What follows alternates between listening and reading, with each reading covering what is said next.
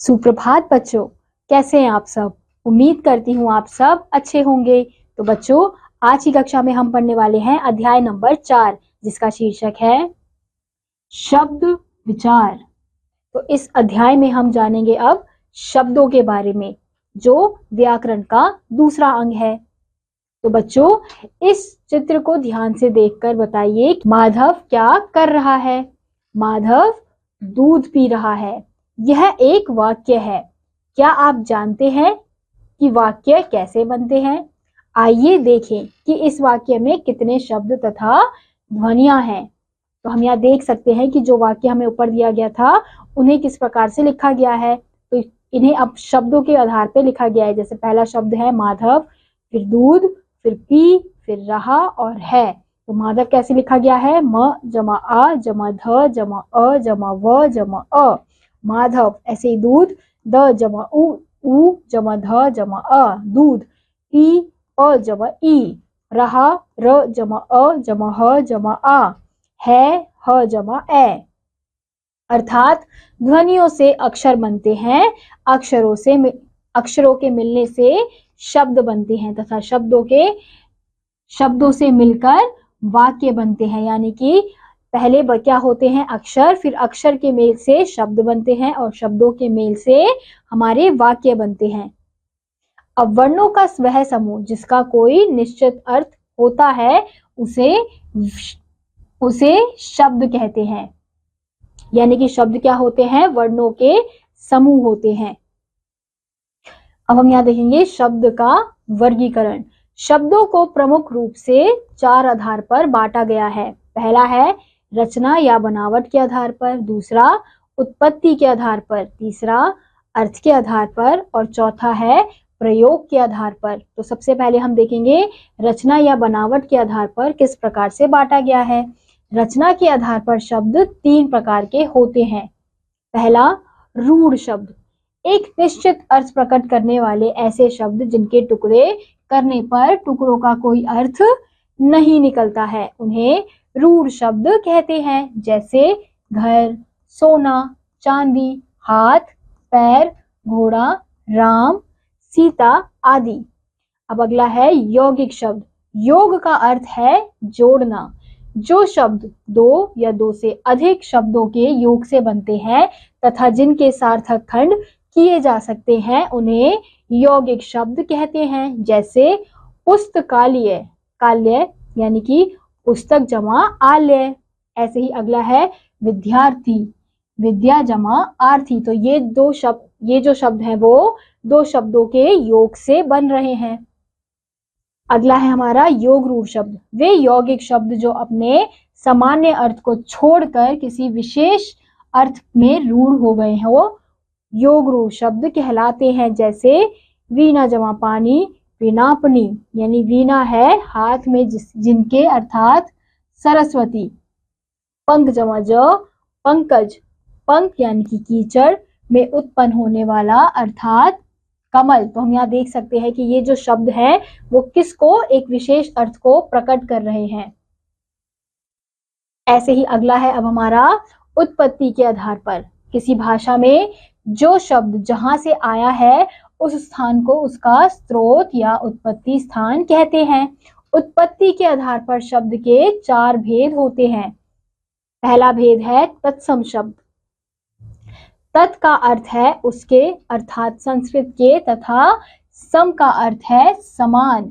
संस्कृत भाषा के वे शब्द जिनका हिंदी में ज्यों का त्यों प्रयोग किया जाता है उन्हें तत्सम शब्द कहते हैं। जैसे कर्ण, रात्रि, दुग्ध, सूर्य, चंद्र, अग्नि आदि। तो ये जो शब्द है बच्चों, ये हमारे संस्कृत के शब्द हैं और इन्हें जैसे ये हैं उन्हें वैसे ही हिंदी भाषा में प्रयोग किए जाते हैं।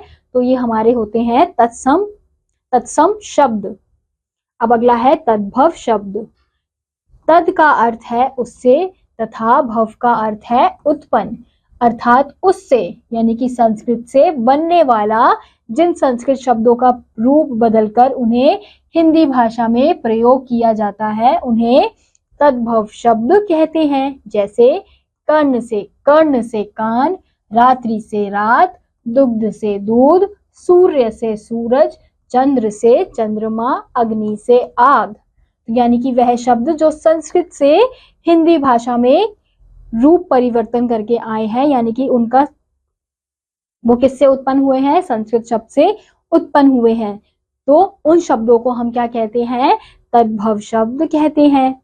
तो आइए कुछ तत्सम तथा तद्भव शब्दों को देखें। तो तत्सम शब्द कौन से हैं, आम्र, तद्भव आम, शीर खीर, निद्रा नींद, पत्र पत्ता, पुत्र पूत, उष्ट्र ऊंट, गर्दभ गधा, ग्राम गांव, जिह्वा जीभ, प्रस्तर पत्थर, दंत दांत, ओष्ठ ओंठ, स्वर्ण सोना, मास माह, कपाट किवाड़। तो ये थे बच्चों हमारे तत्सम और तद्भव के शब्द। अब अगला है हमारा देशज शब्द। देशज का अर्थ है देश में उत्पन्न।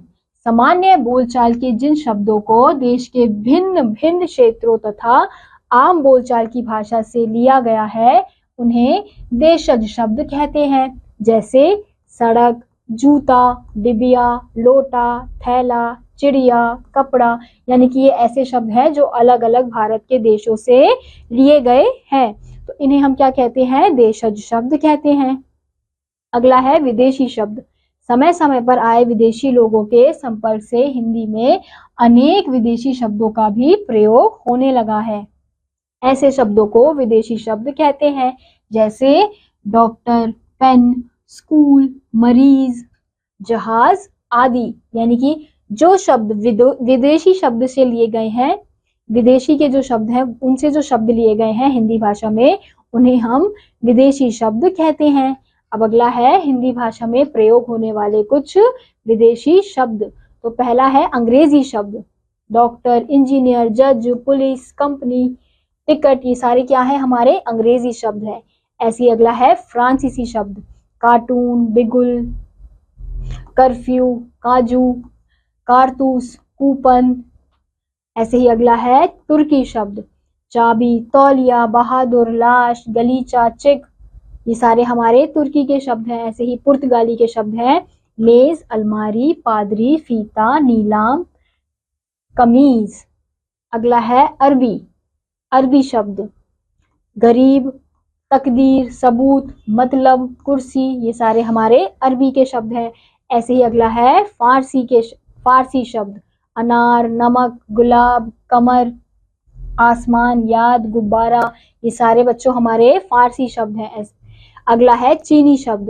लीची, चाय। तो ये बच्चों हमारे विदेशी शब्द हैं, क्योंकि ये सारे शब्द विदेशी भाषाओं से लिए गए हैं हिंदी में। अब हम देखेंगे अर्थ के आधार पर शब्द। अर्थ के आधार पर शब्द दो प्रकार के होते हैं। पहला है सार्थक शब्द और दूसरा निरर्थक शब्द। तो सार्थक शब्द कौन से होते हैं, जिन शब्दों का कोई निश्चित अर्थ होता है उन्हें सार्थक शब्द कहते हैं। जैसे घर, पानी, नल, रोटी। यानी कि इन शब्दों के कुछ ना कुछ निश्चित अर्थ हैं, तो इसलिए क्या है, हमारे सार्थक शब्द हैं। ऐसे ही अगला है निरर्थक शब्द। जिन शब्दों का कोई निश्चित अर्थ नहीं होता है उन्हें निरर्थक शब्द कहते हैं। जैसे रघ, नीपा, लन, टीरो आदि। तो ये जो शब्द अभी हमने पढ़े उनका कोई अर्थ हमें प्रकट नहीं हो रहा है, तो इसलिए क्या है, हमारे निरर्थक शब्द। अब अगला हम देखेंगे प्रयोग के आधार पर। प्रयोग के आधार पर शब्द दो प्रकार के होते हैं। पहला विकारी शब्द। जिन शब्दों में लिंग, वचन, काल, कारक तथा पुरुष आदि के कारण परिवर्तन आ जाता है उन्हें विकारी शब्द कहते हैं। संज्ञा, सर्वनाम, क्रिया तथा विशेषण विकारी शब्द कहलाते हैं। जैसे राम, सूर्य, चंद्र, हम, वह, लाल, धरती। तो यानी कि वह शब्द जिनमें लिंग, वचन, काल, कारक और पुरुष के कारण बदलाव आ जाता है उसे हम क्या कहते हैं, विकारी शब्द कहते हैं। अब अगला है हमारा अविकारी शब्द। जिन शब्दों में लिंग, वचन, काल, कारक तथा पुरुष आदि के कारण कोई परिवर्तन नहीं आता है उन्हें अविकारी शब्द कहते हैं। इन्हें अव्यय भी कहा जाता है। क्रिया विशेषण, संबंध बोधक, समुच्चय बोधक तथा विस्मयादि बोधक अविकारी शब्द कहलाते हैं, जैसे प्रतिदिन, अचानक, धीरे धीरे, अरे, वह, और, अथवा, के बिना आदि। तो यानी कि ये शब्द कौन से हैं जिनमें लिंग, वचन, काल, कारक और पुरुष के कारण किसी भी प्रकार का कोई बदलाव नहीं आता है, तो वो हमारे होते हैं अविकारी शब्द। तो बच्चों, इसी के साथ आज का ये अध्याय यहीं समाप्त होता है। उम्मीद करती हूँ आपको ये अध्याय समझ आया होगा। मैं आपसे मिलूंगी अगली कक्षा में, तब तक के लिए नमस्कार।